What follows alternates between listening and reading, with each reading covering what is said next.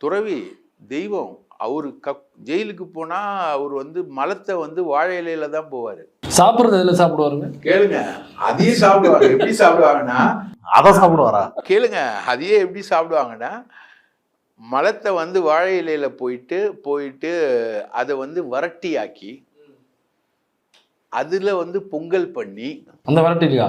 ஆமா, அந்த வரட்டியை எரிச்சு எரிச்சு இது ஒரு புது வெரைட்டியா இருக்கு. ஜெயேந்திரருடைய மலத்திலிருந்து உருவான வரட்டியில உருவான பொங்கல் தான் மடத்துல வர ஜனாதிபதிக்கு பிரசாதம். வாரே வாரே வா. நல்ல வேளை நான் கணபதி ஆகல. ஜனாதிபதி மாதிரி இருக்கக்கூடிய விஐபிக்கள் வராங்க இல்லையா, அப்போ அவளுக்கு கொடுக்குற பிரசாதம்